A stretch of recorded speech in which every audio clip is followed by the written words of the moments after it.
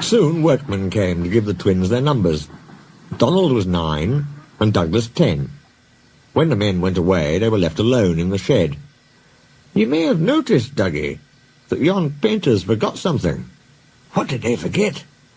"They painted braw new numbers on our tenders, but they put none on us." "You mean," grinned Douglas, "that we can—" "Just that," chuckled Donald.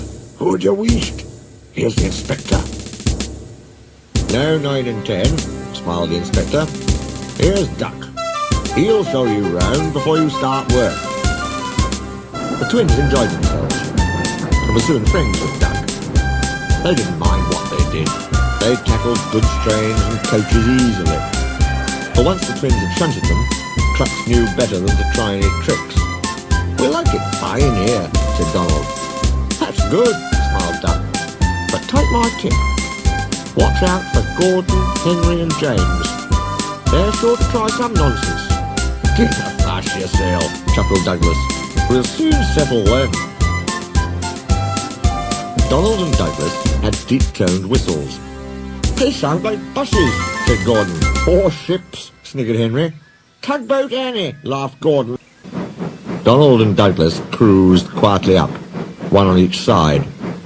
"You wouldn't be making fun of us, would you now?" asked Donald. Gordon and Henry jumped. They glanced nervously from side to side. "No," said Gordon. "No, certainly not," said Henry. "That's fine," said Douglas.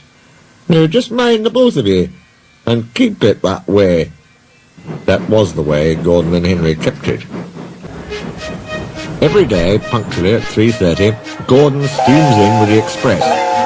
It is called the Wild Nor'Wester, and is full of people from England, Wales and Scotland. There is also a special coach for passengers travelling to places on Thomas's branch line.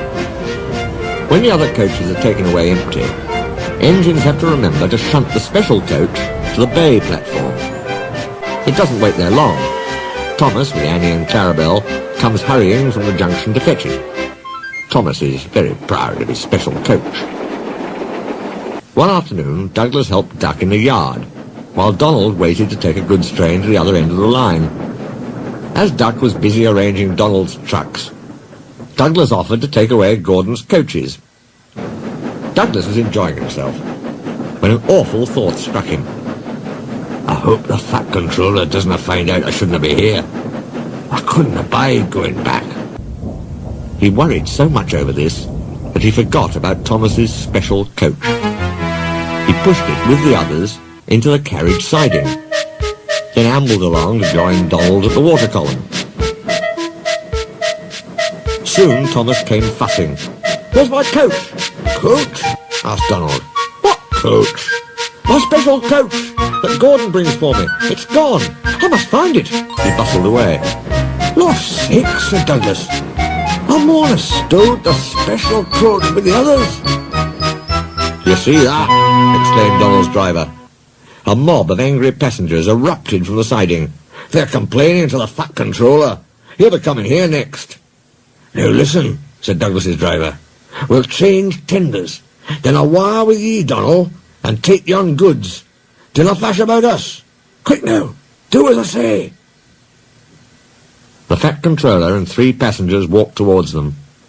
But Donald, with Douglas's tender, number 10, was out and away with the goods before they came near.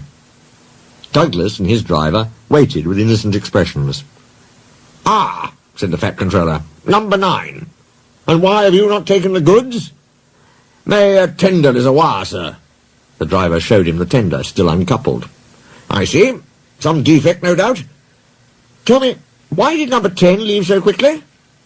"Maybe, sir," put in Douglas, "he saw you coming and thought he was late." Said the Fat Controller. He turned to the passengers. "Here, gentlemen, are the facts. Number 10 has been shunting the yard. Your coach disappeared. We investigate. Number 10, disappears too. You can draw your conclusions. Please accept my apologies. The matter will be investigated. Good afternoon, gentlemen." The Fat Controller watched them.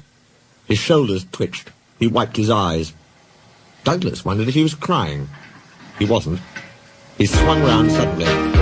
"Douglas, why are you masquerading with Donald's tender?"